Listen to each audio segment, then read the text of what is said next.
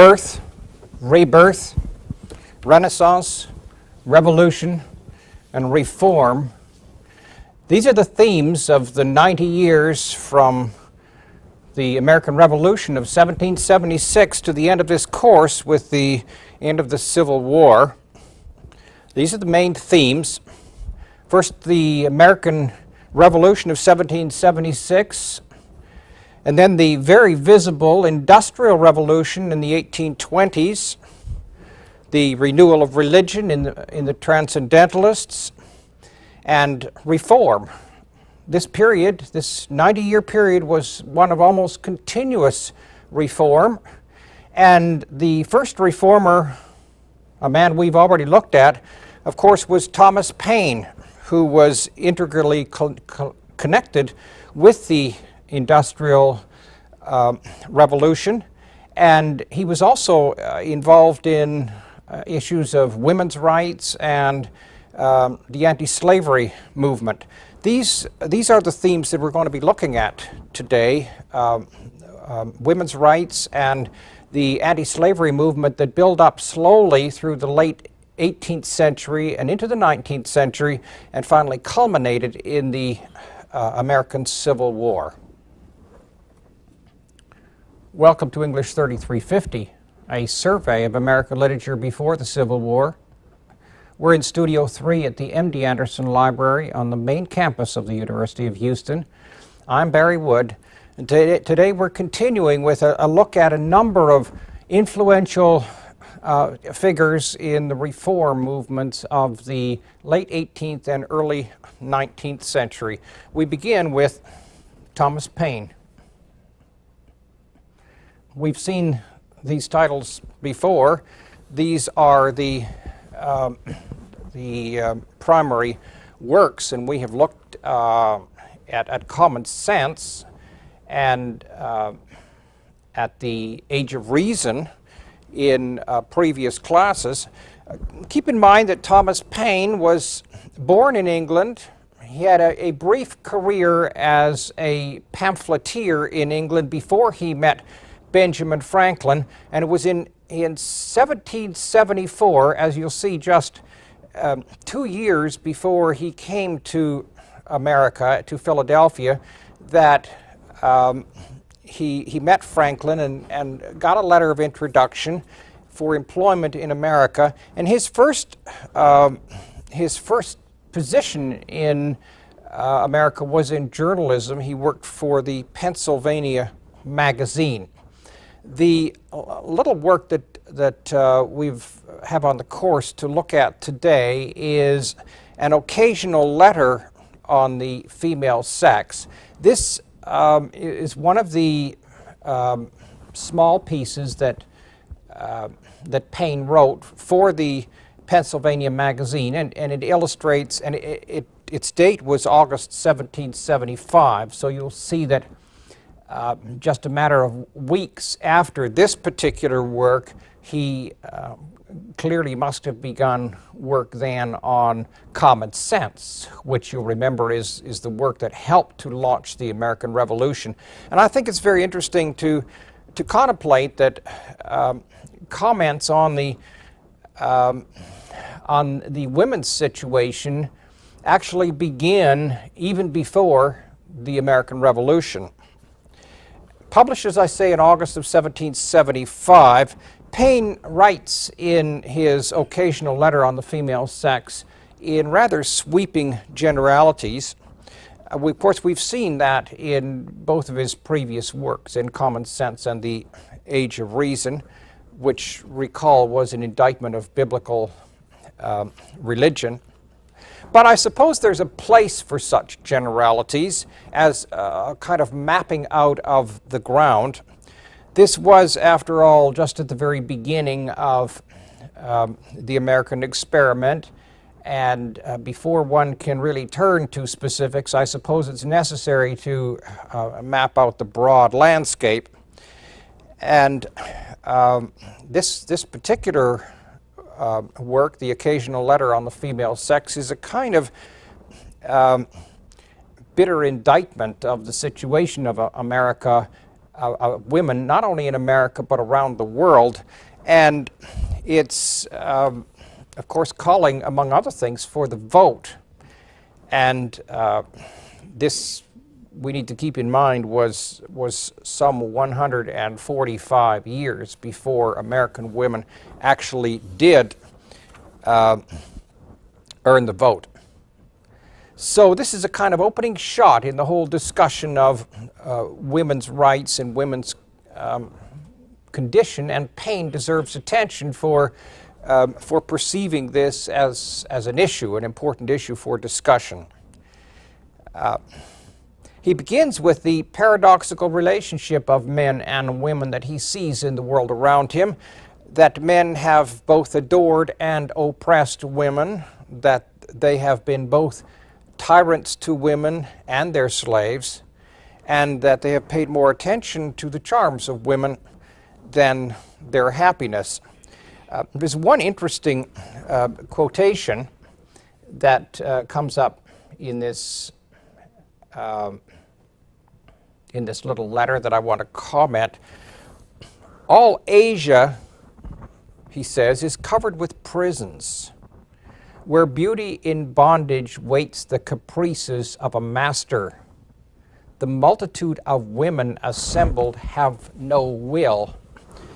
The contemporary reader may not quite know what this is referring to, but at the time that Paine is writing, the situation of the Asian seraglios was just becoming known, and the huge harems of women that were kept by most of the emperors in Asia. And this, of course, happened in ancient China, in India, of course in the Middle Eastern Islamic countries. It happened all through Southeast Asia, and incidentally, having lived in Southeast Asia for 4 years, I can attest to the fact that it still goes on, though not much publicized.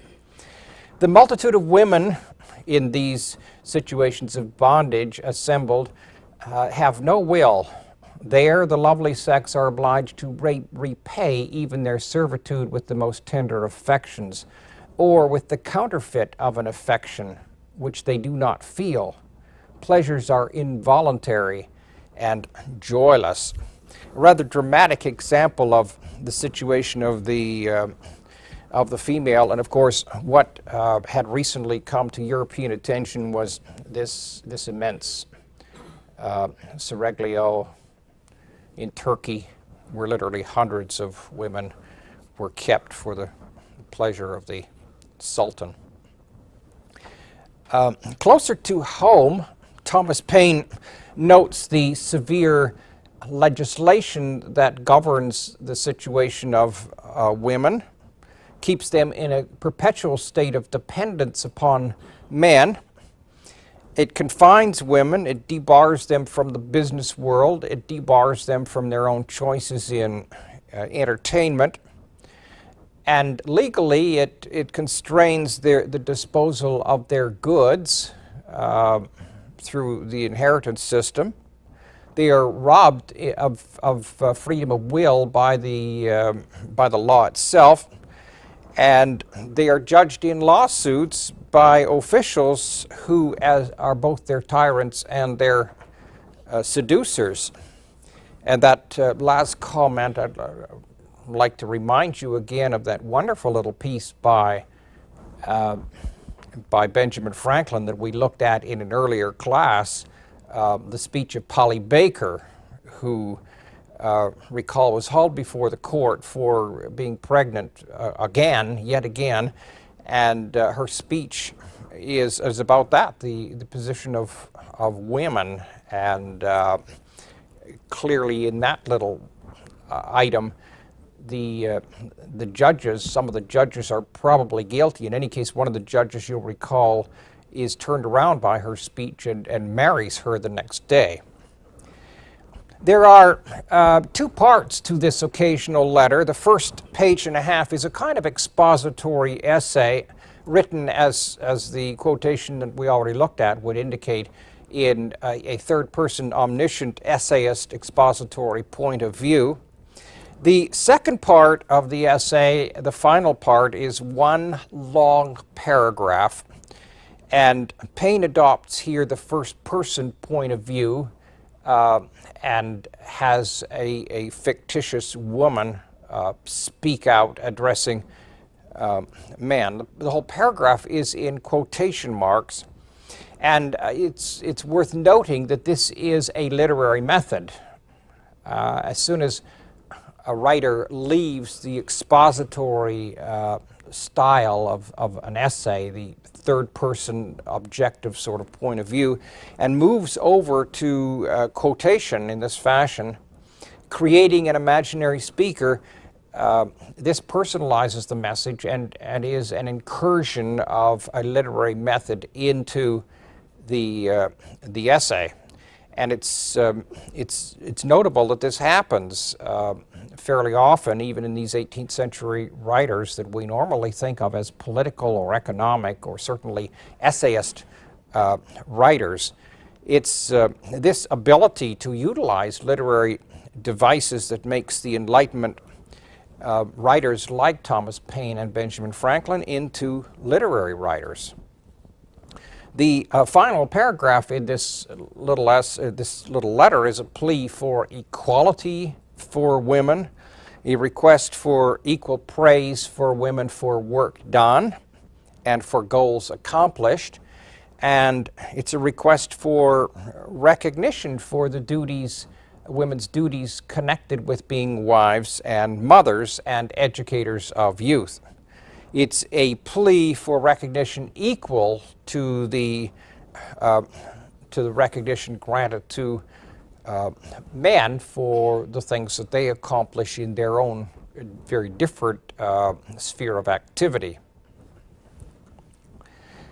Another early piece on in the Reformed tradition, of course, comes from this man that we've already looked at extensively, Benjamin Franklin.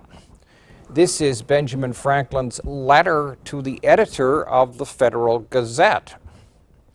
And it is an excellent example of the self-serving arguments used against abolishing the slave trade, especially in these early days. Very briefly, some of these self-serving arguments: if we did away with slavery, our economy would collapse because we depend on slaves to produce our goods. It would be a huge loss. Secondly, it would be a huge loss to those people whose livelihood depends on slavery. Third, what would we do with all those released slaves? What would we do with them? Where would they go? How would they fit into the system? Number 4, the conditions of slaves' former lives was really terribly bad anyway. They really are better off as slaves with us. After all, we do provide for them very well. And number 5, the religious argument, they were living as infidels before with an untrue religion. How much better off they are with us, where they can become believers in the one true faith. Now, the most obvious analysis or the central point that we can make in analyzing these sorts of arguments is that they are all self-serving. They serve those who are slave keepers. Our economy would collapse. What would we do if they were released? They would be a huge loss to us. And these arguments, of course, are also culture-centric. Our system is better. Our religion is true. These slaves are better off as part of our system than they could be in any other sort of form of life. Now,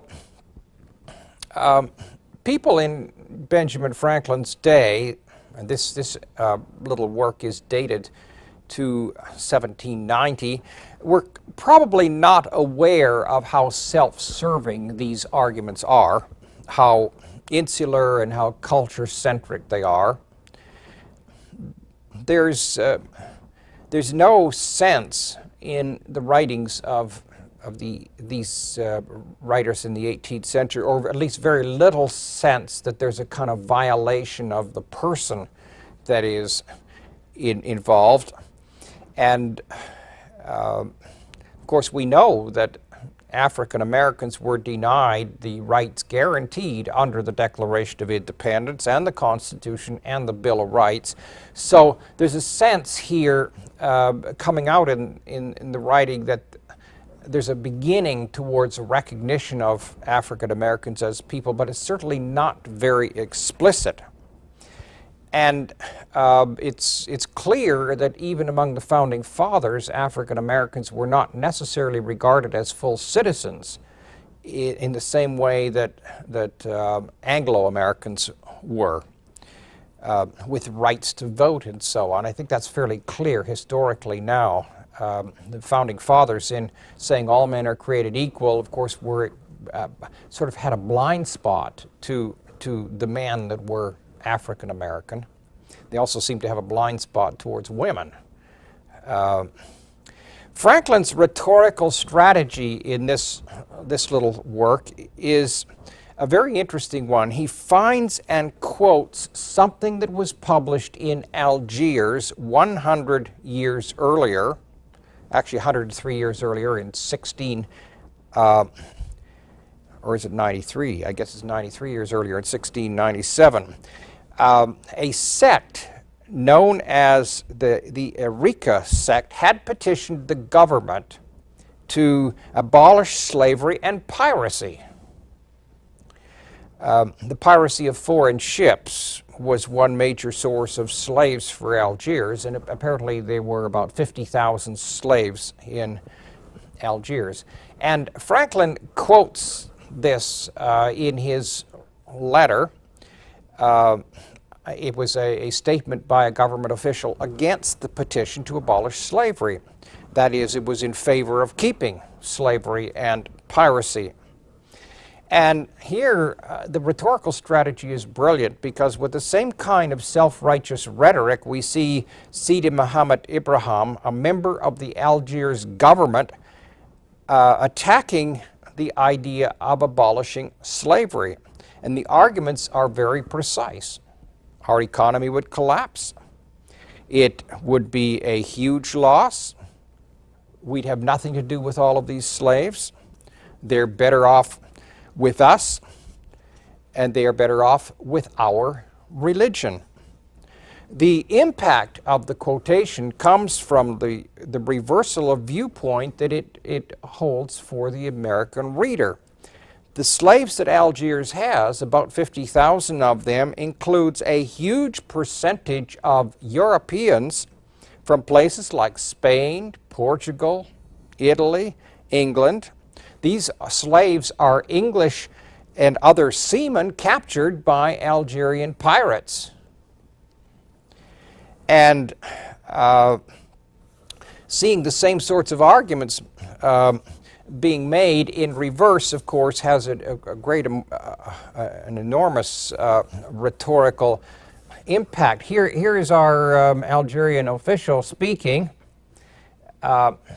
about this sect, the Eureka sect. Have these Eureka considered the consequences of granting their petition?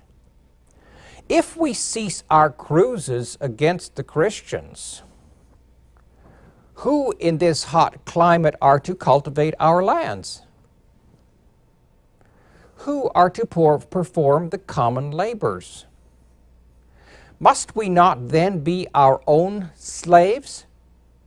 And is there not more compassion and more favor due to us as Muslims than to these Christian dogs? And he goes on. Are not Spain, Portugal, France, and the Italian states governed by despots who hold all their subjects in slavery without exception? Even England treats its sailors as slaves. Is their condition made worse by falling into our hands? No. Here they are brought into a land where the sun of Islamism gives forth its light.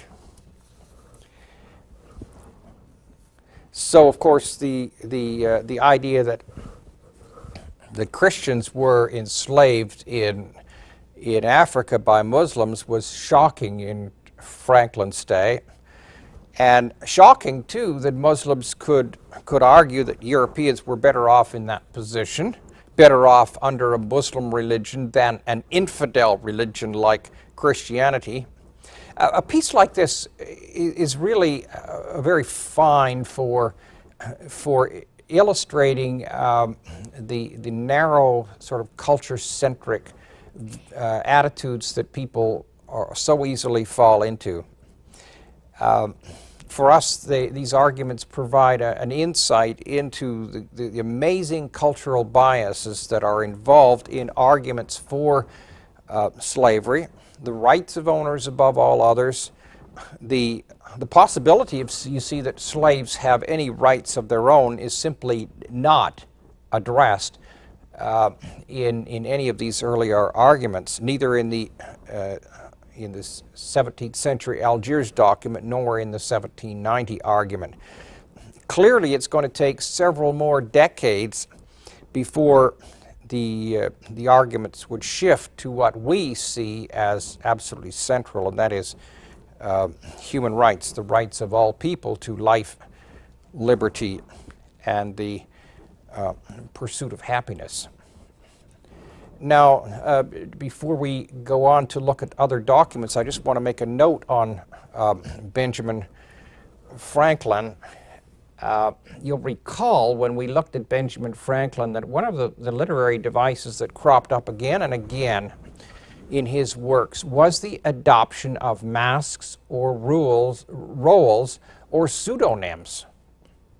And we've commented on Mrs. Silence Dogood in the Dogood Letters, Richard Saunders in Poor Richard's Almanac, Father Abraham in The Way to Wealth, Polly Baker in the fictional speech of Polly Baker, the Ephemera in that work, The Ephemera, an Emblem of Human Life, and the King of Prussia in an edict by the King of Prussia. If you look at the end of this letter on the slave trade, you find yet another one of those roles or masks being adopted. This one is Historicus. And that raises, of course, the possibility that if a literary pseudonym has been adopted as author here, that may in fact throw the entire letter into a different mode. Rather than being an essay signed by Benjamin Franklin, this may be a fiction signed by a fictional narrator called Historicus. And it's difficult to know for sure, but if that were the case, then we would have to conclude that the whole speech from Algiers, which Franklin has pulled out of history, may in fact be a complete fiction. But even if it is, it's a wonderful rhetorical device for illustrating the culture-centric arguments that go with slavery. They're not seen by an American reader as such, but cast into a different culture they do. And while I presented it in the first 2 or 3 minutes as if this is a real speech out of Algiers 100 years earlier, I think probably it's a fictional speech, but you could see the enormous rhetorical power that fiction has if it's used for reform purposes. Well, we've had something on both issues now, the women's issue in Thomas Paine and the slave issue in Benjamin Franklin. Certainly these issues get all wound together in the 19th century. Let's briefly consider women in the pre-revolutionary period. They were principally farm wives in the 17th colonial period and early 18th century. And the natural division of labor in the farm situation dominated male and female differences. The rise of cities in the 18th century created separate realms for the male and female, men working out of the home and women working in the home. And it's probably that urbanization process that is the first impulse towards some discomfort on the part of women with their traditional roles. And one of the reasons for this, of course, is that political and economic power does not develop in the home, it develops outside. And with the division of labor with the woman in the house and the man outside the house, this meant that political and economic power tended to accrue to the male and not the female. And as the economy grew and economic power grew, males developed more and more economic power. Then came the American Revolution and the Constitution and the founding documents. And we ought to note that the founding documents were written by men. There were lots of founding fathers. There were no founding mothers. And it's not surprising then that from the beginning, even in those early documents, women found themselves as lesser citizens, born American, yes, but without the vote. And in early America, the vote was usually attached to landholding and economic power, and since women's property automatically went to the husband, they were essentially without power. So the conception was not a rights conception to vote, it was a property conception to vote, which is why women didn't have it in the beginning. After the Revolution, there began a slow buildup of dissent. In 1779, for instance, Judith Sargent Murray wrote an essay on the equality of the sexes. This is very early in the New Republic. In England, Mary Wollstonecraft wrote her Vindication of the Rights of Women, which was published in 1792. And of course, in America, we have to add to these written works the powerful influence of a few prominent women. Here's one of them, one of the most well-known of early American women, Abigail Adams, a self-educated woman, every bit an equal of her husband, John Adams, who was the third president from 1796 to 1800, and she was the mother of the 10th president, John Quincy Adams. The author of over 2,000 letters, she had lots and lots of advice to give to her husband, the president. We talk about now about the influence of wives in the White House. This goes all the way back to the beginning. Abigail Adams had enormous power and advice for her and, of course, for her son, although her son didn't become president until after she was dead. She had a formative influence. To give you an example of the kind of advice that Abigail Adams gave, here is March 1776. This is 3 months before the Declaration of Independence. But it is clear that a Declaration of Independence is in the works and something's going to happen. And look at what Abigail Adams says to her husband, who of course was one of the founding fathers. He would not be president for another quarter century. But look what she says. Remember the ladies, and be more generous and favorable to them than your ancestors. Do not put such unlimited power into the hands of the husbands. If particular care is not paid to the ladies, we are determined to foment a rebellion and will not hold ourselves bound by any laws in which we have no voice or representation. A little bit of a threat there, but certainly prophetic of what would of course happen within the next half century.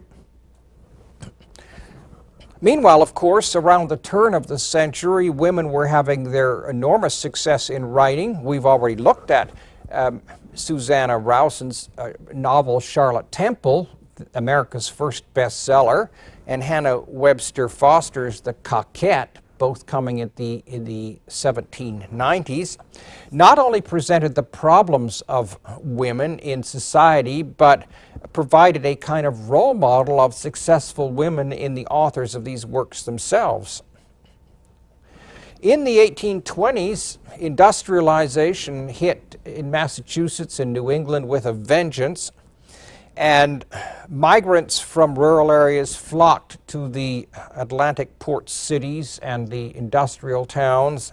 Problems immediately developed: too much drinking, intemperance, prostitution, and women, particularly affluent women who had time on their hands, saw a role for themselves in moral reform, in the formation of temperance societies, in the creation of homes for homeless girls and runaway daughters. And thus women in the 1820s became the most active participants in all kinds of reform societies, including the growing abolitionist movement. Here's one woman that is very, very important: Elizabeth Cady Stanton, born in 1815 and died in 1902. And the work in our anthology that she's responsible for is the Declaration of Sentiments. Let's have a brief look here at her contribution. She was one of 11 children. 6 of them died, and that included all 5 of the Cady sons. In 1826, when Elizabeth was 11 years old and her eldest brother died, her father looked in her face and said, "Oh, my daughter, I wish you were a boy." Now, of course, our tendency is to read that kind of comment in American terms as an insult to the daughter. And in all fairness to Mr. Cady, we ought to point out that what he's saying is, I wish you were a boy because boys have such a better time of it in the world. As a girl, it's a rough world to live in. In any case, in other words, this kind of gender stereotyping that we see here is not so personal as it is a kind of realistic assessment of the situation of women. But still, this early recognition of sexual stereotyping provided a powerful motivation for life's work for Elizabeth Cady Stanton. Her husband, Henry Brewster Stanton, was very active in the anti-slavery movement. They went to England for their honeymoon. They married in 1840, went to England for their honeymoon, and Stanton attended the World Anti-Slavery Convention in England. However, she was outraged when the officials of that particular convention voted not to seat women who were attending. And this infuriated Elizabeth Stanton, and she teamed up with another American who was at the convention, Lucretia Mott, who was a very activist woman of the period too, and together they vowed to act upon this outrage. And 8 years later they did. In 1848 they organized, with very short notice, just 4 or 5 days notice, in the newspapers, they put together the convention at Seneca Falls. And subsequently, they collaborated on a number of women's rights issues. The 300 people attended the Seneca Falls Convention, and that's where the Declaration of Sentiments was prepared and first read. And about 100 people of those 300 signed that Declaration of Sentiments. It's interesting that even that number reveals how conservative the population still was on the issue of women's rights. Now, the Declaration of Sentiments is an interesting little piece, and it has a particular rhetorical strategy. What she did for this work was adopt the format of the Declaration of Independence.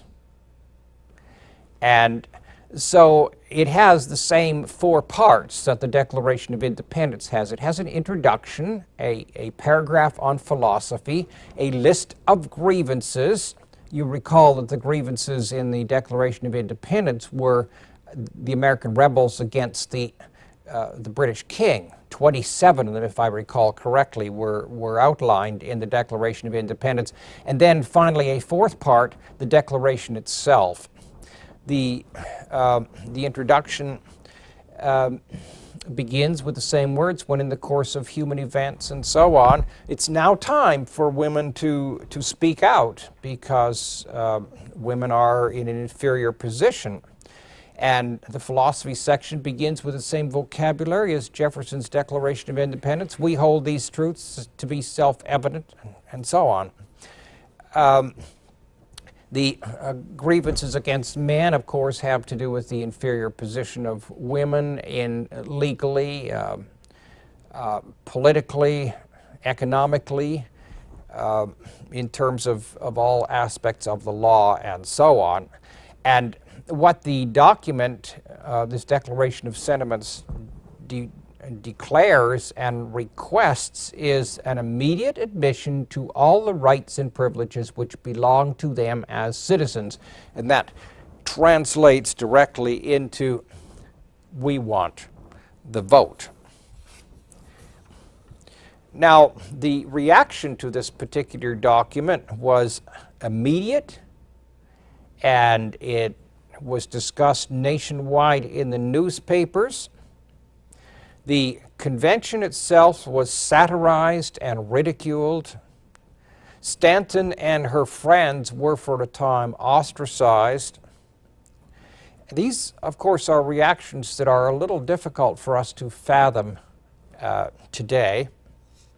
It's a reaction, however, worth pausing over. In utilizing the format of the Declaration of Independence, the intention of Stanton and these other women was to emphasize that women are people too, entitled to the same rights as the Declaration of Independence defines for everyone. Of course, from one point of view, this seems, patently obvious, but the reaction, the public reaction to the Declaration of Sentiments reveals that it wasn't obvious to everyone. This illustrates something interesting about rhetorical strategies and problems with rhetorical strategies. Even the most carefully crafted statement or rhetorical strategy can and probably will be misinterpreted. In this case, the strategy here worked well for those who already believed that women deserved the rights of equality and the vote. For them, those people, they would cheer this whole imitation of the Declaration of Independence and regard this as a brilliant way of putting the argument, a kind of defining way of putting the argument. But for the opponent, who does not believe that women should have equality and should have the vote, the perception is entirely different. And I emphasize this because this applies today. When we see arguments being put forth, this particularly applies in politics, when we see arguments being put from opposite points of view. Those arguments typically have their strongest appeal to people who are already committed. People who oppose the arguments, let us say people from the opposite political party, tend to ridicule. They tend to see the arguments as specious. In this case, the use of the serious document, a document that by this time, 3/4 of a century later, had almost become a sacred document, was seen by many people as pretentious, perhaps frivolous, perhaps irresponsible, maybe even demeaning to the original document. And of course, the irony that was intended by Stanton and the other women was largely lost. The original document said all men are created equal, and this means man in the generic sense, so it would include women. The point that Stanton is making is that the document really didn't apply to women, and so we have to redo the document and specifically make sure it does apply to women. And the opponent of the women's rights movement misses this entirely. In other words, the irony of the whole situation is lost. And this, I think, suggests that that irony itself requires a level of sophistication in the reader or the listener. Someone who does not sympathize with the underlying argument is not very likely to catch the irony that's being made, and may in fact see the whole thing as offensive. In any case, Elizabeth Cady Stanton, let's look at her again, continued to publish articles. She edited a feminist magazine called Revolution. She has been called the Napoleon of the women's rights movement. She teamed up with Susan B. Anthony. Together they addressed the issues of women's rights, the women's vote, women's property laws. In the 1850s, she appeared before the New York Senate. In 1860, before both the House and the Senate. And she was the champion of mistreated and abused housewives. With Susan B. Anthony, she helped to found the National Women's Suffrage Association. And she was a very radical, very powerful speaker. She's the most outspoken advocate of complete equality for women. Another woman of great prominence in this period is Lydia Maria Child. You'll recall we've seen her before. She is the woman who wrote the introduction to Harriet Jacobs' Incidents in the Life of a Slave Girl. She is the one whose name was on the title page of that work by Harriet Jacobs as editor, and she had been the assumed author for many, many years until recent research showed otherwise. Lydia Maria Child began as a novelist in 1824, and do a bit of subtraction. At the age of 22, she wrote Hobomok, A Tale of Early Times. This is a novel about a marriage of an Indian husband to a Puritan woman in colonial times. And this came out right at the same time as Cooper's Leatherstocking novels, which of course involved Indians too, but it still did very, very well. She went on to write another historical novel, The Rebels, and then various nonfiction books like The Frugal Housewife and The Mother's Book. So you can see that she's moving into women's issues here. And one of her major contributions was, in 1833, an appeal in favor of that class of Americans called Africans. In 1841 to 43, she was an editor in New York, and she had a weekly column known as Letters from New York. I've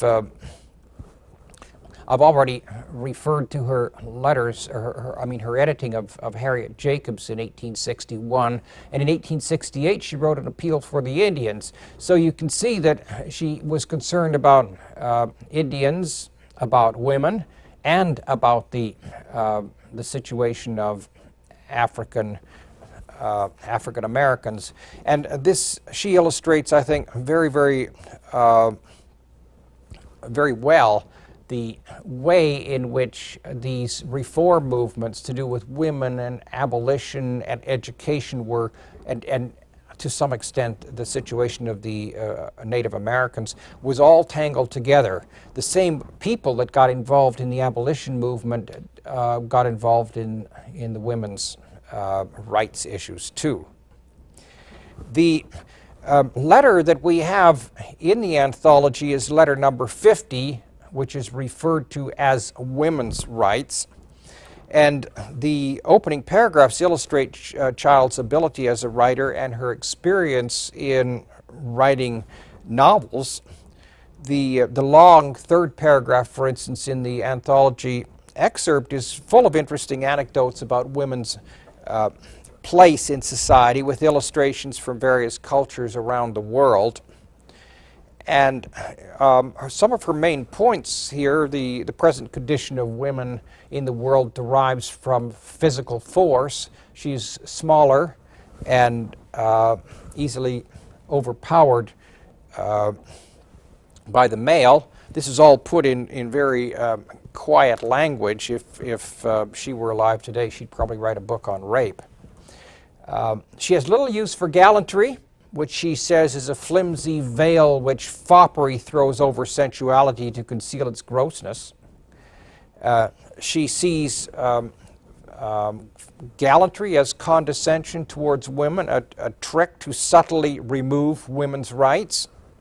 And a lot of women, I suppose, today would say the same. The woman, for instance, who insists on paying for her meal on a date is also, there's a subtext to that. She doesn't want to incur the debt that having the male always pay seems to incur in our society.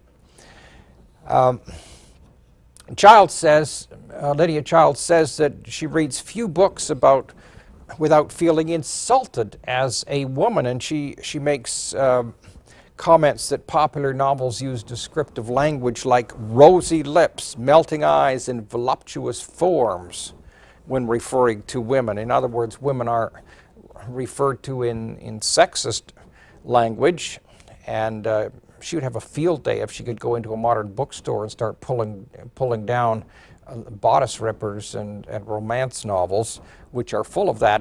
And the irony is that they're written by women, too. These remarks define Lydia Child as the first critic of sexist vocabulary in the fictional portrayal of women. And what she sees is that this imagery of women in fiction is a barrier to the intellectual development of women. Same criticism could be easily applied to today's television commercials. Lydia Child's views: women should develop and grow morally and intellectually, not in order to become pleasing to man, but for their own full spiritual development. At the same time, Child throws out the idea, which had become popular at that time, that women occupy their own separate sphere in the home and so on, different from man's. And her way of putting this is that men and women have the same road to follow. Well, it's not exactly the same road, it's a parallel road. They're heading in the same direction, they have their same goal, but it's not a separate sort of thing. Men and women also aspire towards success and so on. And she says an improvement in society will occur when men and women move closer in the management of family and home. Interesting, because that's the sort of thing in many ways that we've seen come as in the more mature development of the feminist movement in the last couple of decades. Lydia Maria Child's views were remarkably modern in tone and theme, and in many ways her ideals could be held up today as ideals for the responsible feminist. Well, there were lots of other women reformers. A noted one, which is this woman, Margaret Fuller. She's noted for this little book, Women in the 19th Century. And you'll recall that we We mentioned Margaret Fuller in connection with the Transcendentalists. She was part of that Transcendentalist circle. If we treated all of these reformers, we would never get through the course. The one we need to look at in more detail is this man, Henry David Thoreau. And specifically, we need to look at his essay, Resistance to Civil Government. Now, this particular essay was published in 1849, and it has had an enormous influence. It has affected people like the Russian writer Tolstoy, certainly the Indian Gandhi, Mahatma Gandhi in subcontinental India. The essay Resistance to Civil Government has had a profound effect on the British labor movement, and it has had an effect on American life in general. In fact, over the last half century, it has been adopted successively by socialists in the 30s, and certainly the hippies and the flower children of the 1960s adopted this essay as a kind of watchword. In the 1950s, when people adopted the method of passive resistance during the civil rights movement, draping themselves limply on courthouse steps, so they literally had to be bodily carried away. Many of these people saw Thoreau's resistance to civil government as a kind of central document which justified their ways.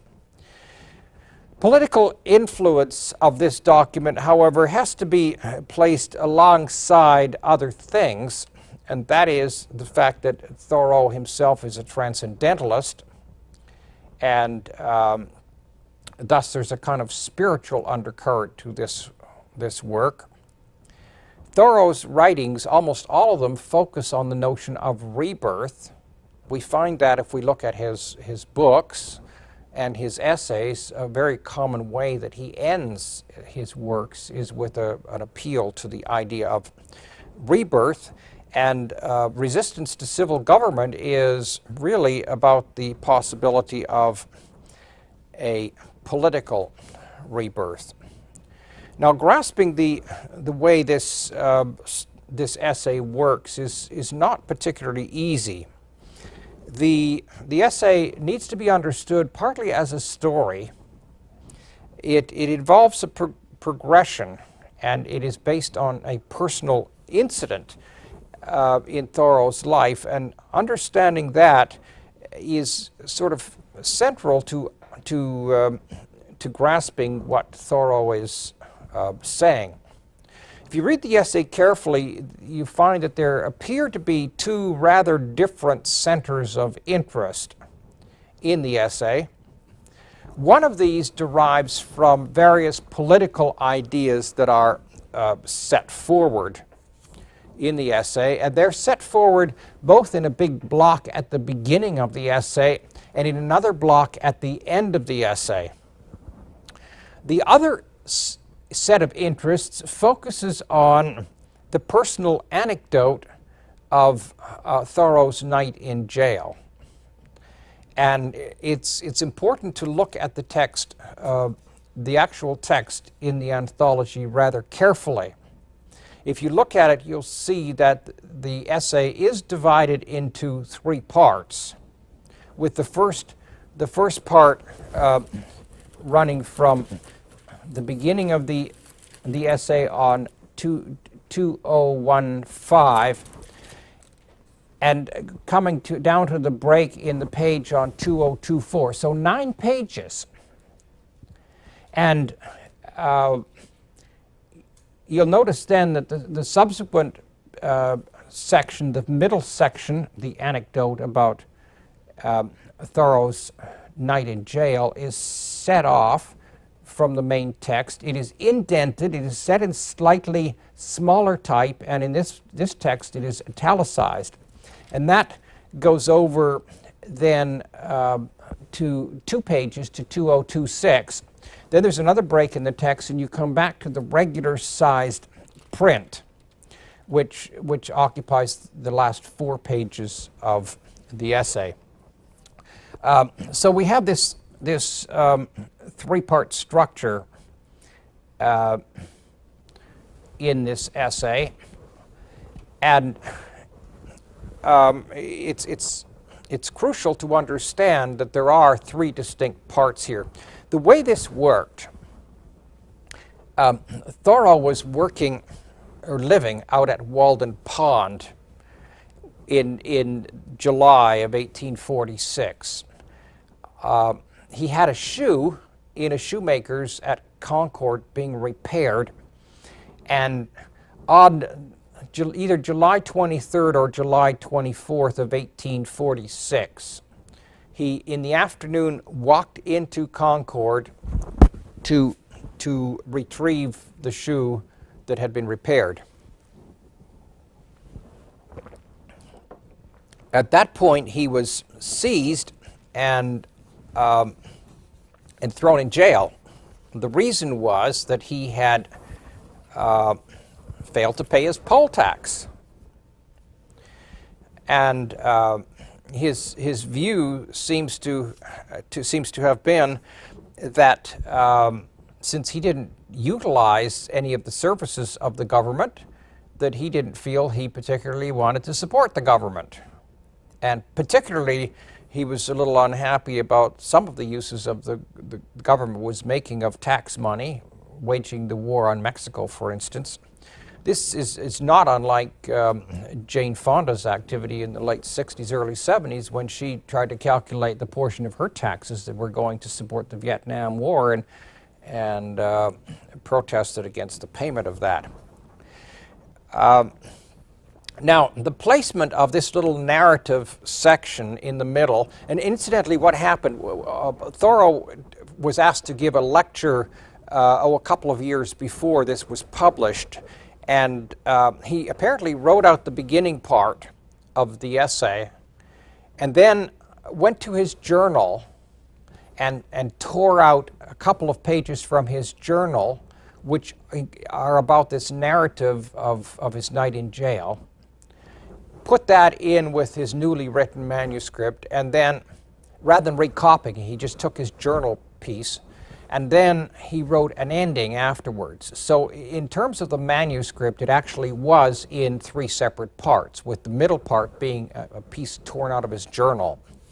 And that was what went to the publisher, the same thing. And this is why, when the essay is printed up properly, the central section is printed in either reduced type or indented or italicized in some way to indicate that it is a piece stuck in.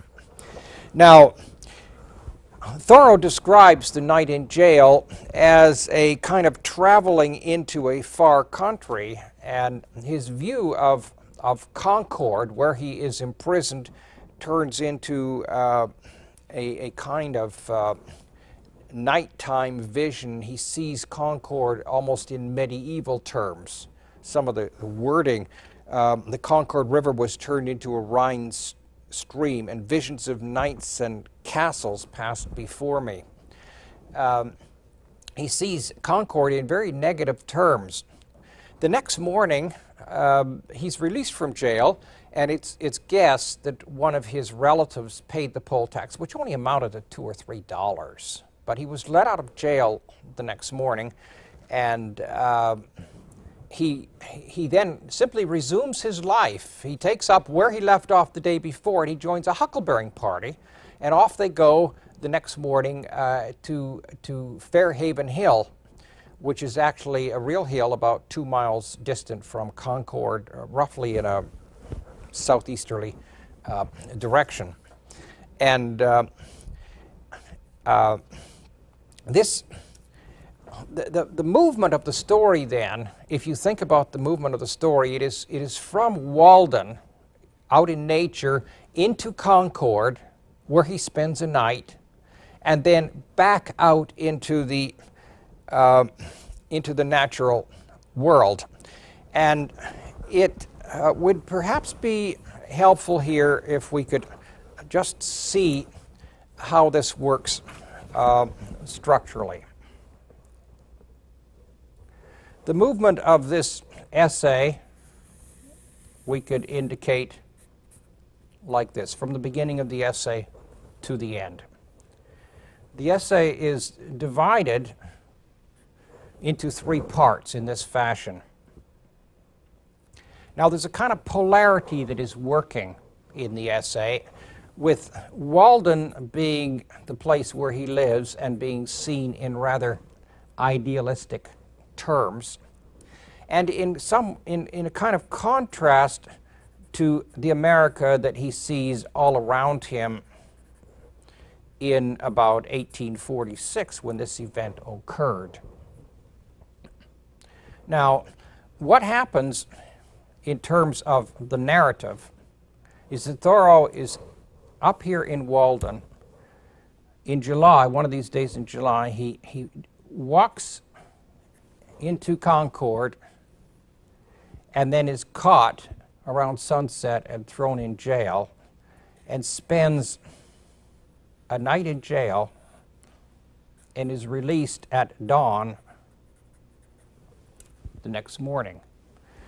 And so what we can see here is there's another polarity that's working. There's a kind of day versus a night. Here it's a night in jail. And at dawn then he is released, and it's very nice that what he's able to do then is climb up a hill. This is Fairhaven Hill. Now, what's happened here? In the essay, what is described in the first part is America in 1846. So this is the first part of the essay right here, a little expository essay describing America in 1846. After his release at dawn, where he moves from Concord at night into the daylight and up onto this hill, we get another description of America, and it is a very idealized America. And we could place the third part of the essay, therefore, right here.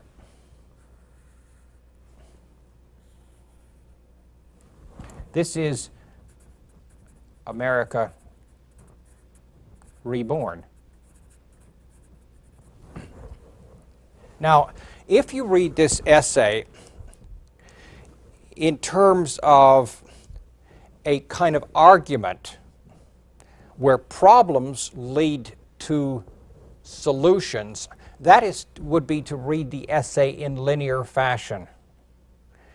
And when you read something in that fashion, you're saying that the problems and the solutions exist on the same level. But if you look at the way this works, you'll see that there has been a movement from a lower level in the discussion of the problems of America to a higher level. There's been a movement from a low level up to a higher level in the discussion of the essay. This is why often when you read this essay, you don't really feel that the solutions relate specifically to the problems.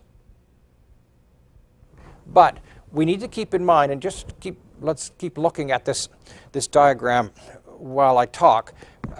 We need to look at just how the argument works. America in 1846 is full of contradictions. Without going through all of these contradictions, let's just note one, that when it comes to the vote, what happens in America is that votes are cast and counted, and what you get is a majority and a minority. Let us, for dramatics, for the sake of drama, let us take contemporary America where maybe you have 100 million votes cast. Let us take the most dramatic situation possible where 51% vote for one party and 49% vote for the other. Let us say 50.01% vote for one party and 49.99 vote for the other, something like that. So there's only a few votes difference. What happens then? The ruling power goes into power, and the minority is simply forgotten and ignored. We have no way of dealing with the minority. This is the political reality of the situation. That these tensions exist, and in voting involves simply translating the will of the people into raw numbers and then acting upon that. And the minority is now, Thoreau doesn't have a solution for that, and again, the diagram shows why. This is a problem that exists at a very low level. The other problems that exist at a low level have to do with the fact that man and people are often overlooked in favor of the machines. The human happiness is often rolled over by the economy. In other words, we can point to hundreds of problems in society, and we could go today. We could point to all kinds of problems in society. All we have to do is open up the editorial page in the newspaper any day of the week, and we can find yet another problem. Those sorts of problems exist at this low level, where things oppose one another, where they're contradictory. Now, if you tried to resolve those at that level, you find it's really impossible. There's no way to solve many of the problems. And any sort of a solution that could be proposed is probably not going to work. Thoreau's answer is a spiritual one and a transcendentalist answer. What we must do is rise above. When you're on the ground, so to speak, the shadows and the sunlight are very dramatic. You're either in the shade or you're in the sunlight. You're either in the middle of a terrible problem or you're in a nice situation, part of a great solution. And everything seems terribly dramatic, particularly at election time, particularly when there's protest marches and big issues before. But if you rise above that, then the differences, the contrast, the blacks and whites, the rights and wrongs begin to form a kind of pattern where the differences seem less important. It's a matter, shall we say, of getting perspective that comes with height. And this is the way that the narrative works. It moves. You see, this vision of America that is full of contradictions, Thoreau would say is a kind of nighttime vision of America. This is America as he sees it from the perspective of being incarcerated in jail, in the belly of the whale, so to speak, swallowed up in nighttime and darkness, where the state has done everything it can to arrest him. Of course, arrest is a metaphor here, but he is arrested and in jail, and from that point of view, it is a kind of death. It's the closest thing that the state can do to him rather than actually execute him. And that's the America that is involved here. This vision of America then is a kind of nighttime vision in terms of the narrative of his situation. And any solution that could be worked out for these problems in America would be here. And this symbolically is a kind of death as opposed to the rebirth or life of this. This simply won't work. In order for some kind of real solution to come, Thoreau sees that we must be reborn, not only as individuals released from jail, reborn out of a metaphorical death into new life, but the whole political system has to be reborn. And if that's not entirely clear from the essay, look at this quotation. Seen from a lower point of view, the Constitution, with all its faults, is very good. But seen from a point of view a little higher, they are what I have described them.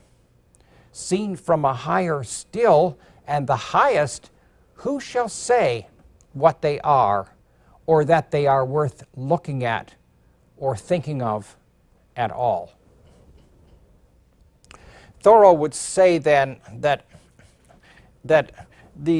yes, in everyday life, we have to take the problems of America in 1846, or for that matter in 1997. We have to take those problems, and yes, we do have to find solutions to them, but all political solutions, economic solutions, the kinds of fix-ups that government bills and economic regulation and so on do, simply address these problems at the same level.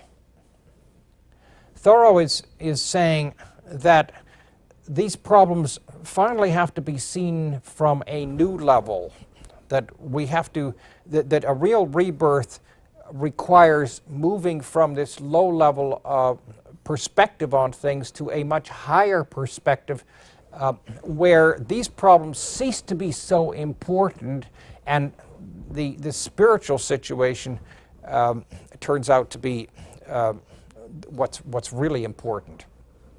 The interesting thing is that this little narrative, with its kind of descent down and then ascent, metaphorically moves us as readers from this low vision of America to this highly idealistic vision of America at the end. It is a kind of descent into a pit and then an ascent to hell. It is Dante's journey into hell and up the mountain of purgatory to paradise, built into the essay in this little metaphorical story. Well, we're going to be looking at Thoreau in the next class. Thoreau is known, most well known, of course, for the life he led for a little over 2 years at Walden Pond, a real place just a couple of miles from Concord, where he built this little cabin. I've forgotten the exact dimensions, but something like about 10 by 14 springs to mind, where he took a small library of important books, Homer and the Bible and Shakespeare and some of the Oriental Hindu Buddhist scriptures, and laid out a bean field and wandered the woods and lived one of the first back to nature existences. And he had earlier, back in the early 1840s, he had taken a trip with his brother, a 3-week trip on the Concord and Merrimack Rivers.